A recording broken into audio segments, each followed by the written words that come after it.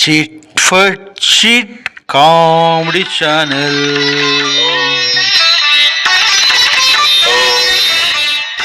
Comedy news from Narad. ఈరోజు మన topic real hero, real smuggler. ఆ real hero Michael Alfonso, deputy special agent incharge at US Department of Homeland Security. ఆ real villain international idol smuggler Subhash Chandra Kapoor. అంటే ఇతడు ఆలయాల్లో విగ్రహాల దొంగ, మామూలు దొంగ కాదు, ఇంటర్నేషనల్ దొంగ. అందుకే ఇతన్ని ఇంటర్పోల్ అరెస్ట్ చేసింది జర్మనీలో 2011లో. అతడి అరెస్టు ఆషామాషిగా జరగలేదు. అతన్ని విచారించి అరెస్ట్ చేయడానికి 10 ఏళ్లు పట్టింది. కూపీ లాగి సరైన ఆధారాలతో అతడిని అరెస్ట్ చేసేందుకు homeland security investigations acting special agent Alfonso కృషి అభినందనీయం. ఈ స్మగ్లర్ ప్రస్తుతం తమిళనాడు జైల్లో ఉన్నాడు. ఇంటర్నేషనల్ స్మగ్లర్ తమిళనాడు జైల్లో ఉండడం ఏమిటా అనుకుంటున్నారు కదూ. దానికి కారణాలు 2. తమిళనాడులో 40 నుంచి 50% ఆలయాల్లో అసలు విగ్రహాలు లేవట, అవన్నీ నకిలీవేనట.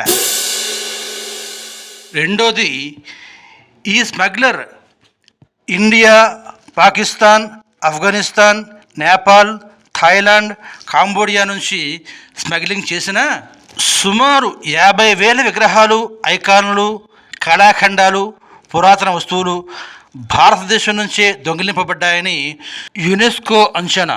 ఈ ఆలయాల్లో విగ్రహాల దొంగలది పెద్ద నెట్వర్క్. ఈ స్మగ్లింగ్ ఎప్పటి నుంచి కొనసాగుతుంది అంటే మనకు ఆధారాలు మీడియా, సినిమా. 1973లో పద్మాలయ పిక్చర్స్ బ్యానర్పై దేవుడు చేసిన మనుషులు సినిమా రిలీజ్ అయింది. ఇందులో ప్రధాన అంశం దేవతా విగ్రహాల స్మగ్లింగ్. దేవుడు చేసిన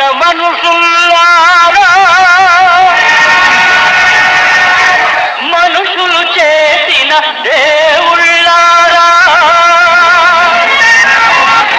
వినండి దేవుడి గోల, కనండి మనుషుల లీల, వినండి దేవుడి గోల, కనండి మనుషుల లీల. ఇన్వెస్టిగేషన్ ఇన్ఛార్జ్ ఏజెంట్ ఆల్ఫోన్సోని రియల్ హీరో అని ఎందుకన్నామంటే సందేహాస్పదమైన మూలాలు కలిగిన కళాఖండాలను పరిశోధన ద్వారా గుర్తించి నిజమైన గృహాలకు పంపడం అనే కృషి నిజంగా అభినందనీయం. అందులో భాగంగానే భారత్ నుంచి తరలింపబడిన 307 కళాఖండాలు తిరిగి భారత్కు చేరుకున్నాయి. భారతీయులు చెప్పినవన్నీ మిత్స్ అని కొట్టిపారేస్తారుగా, మరి దీన్నేమందాం.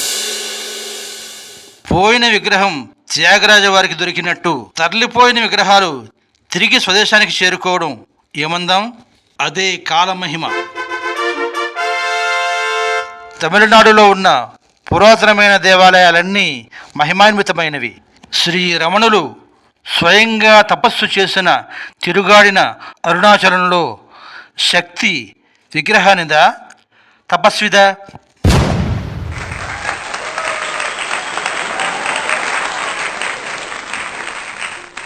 నేటి జోకు వార్త, ఖైదీల గుసగుసలు. ఎక్కడి నుంచి వచ్చిన విగ్రహాలు అక్కడికే వెళ్ళిపోతున్నాయి అంటే దేవుడు ఉన్నాడంటావా?